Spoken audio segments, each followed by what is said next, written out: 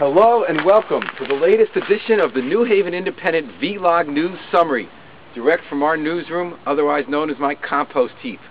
Let's see what stories we're working on now in New Haven. We got a scoop here. Look, check it out, flying sources. The aliens are coming. That's why I got my protective foil helmet so they don't get my brainwaves. They're coming to New Haven, beamed from East Rock in a tower. Now, how do I know this? Because we're all going to know this. There's a new TV station coming to town called Area 51. And they're going to play those late-night UFO, sci-fi, trashy fun movies from the 50s and 60s. And in fact, one of the guys starting the station used to be part of Frank and Drac, a late-night local TV hosting show for those old movies in Cleveland.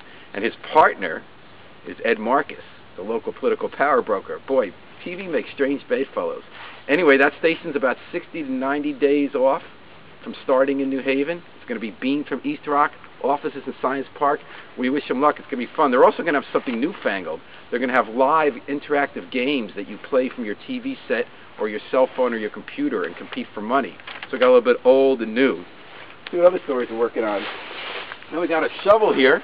They've been doing some digging and huffing and cluffing down the street on Blake Street, where they're building a massive new complex of apartments, 293 apartments. That's usually good news for New Haven, especially because it gives jobs to people, construction jobs, jobs you don't necessarily have to go to college for, but help feed the family.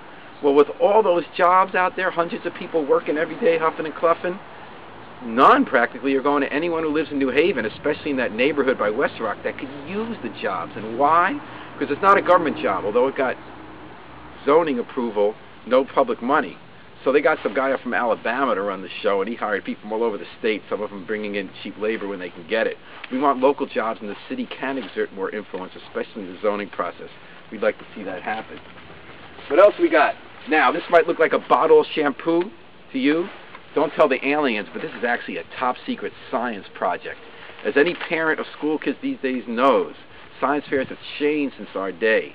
Instead of having all those Bunsen burners all the time and chemical compounds, the kids do a lot of projects like which shampoo do people like best, or which brownies, which I understand that's product research is part of science. But anyway, some more serious science and hardcore science is on the table here, on tap for New Haven. We just found out that there's going to be a new science and engineering magnet high school planned. Well, actually grades 6 through 12, in conjunction with the University of New Haven. It's really good to see that they're going to be a partner with us in the city.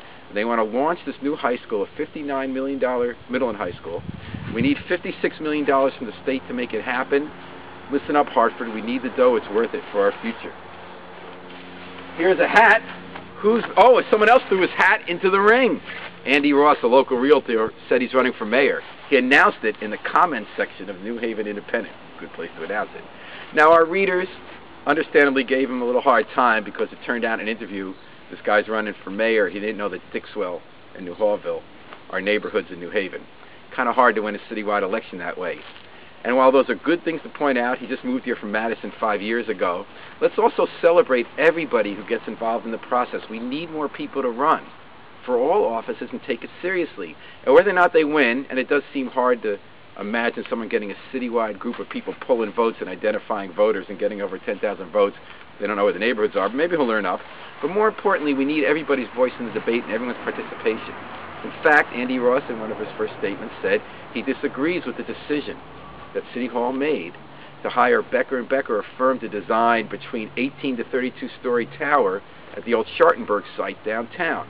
It's more like 18, but that's still way too tall, ruins the scale of the street, and more importantly, it's part of this trend to all this luxury housing downtown over and over in different places, right at a time when the housing boom is bottoming out, and we're looking for a reversal. We don't know where all these people are going to come from. So all politics is local, and the more politics local that we get, the better for the debate. Till next time, keep your tinfoil hat on. You've been forewarned. And that's the Vlog News Summary from the New Haven Independent. Remember, always pick up your trash.